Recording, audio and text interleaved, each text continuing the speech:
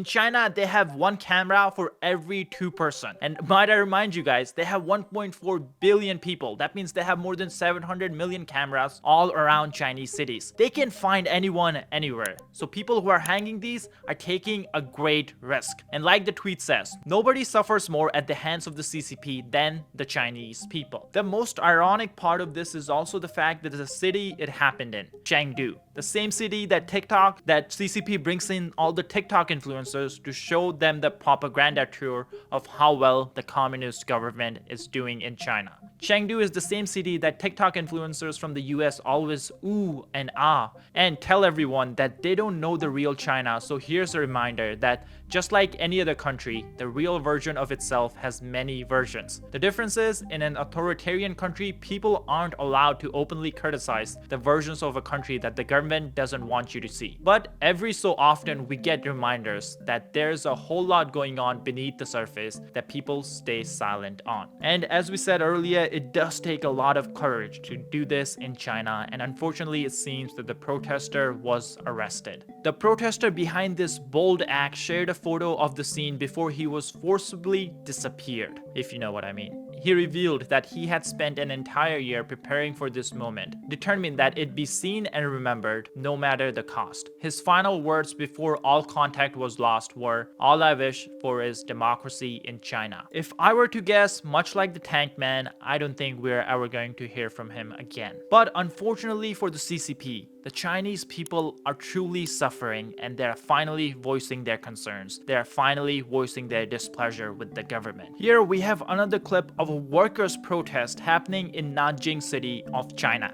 This was from April 8th, so just a week ago.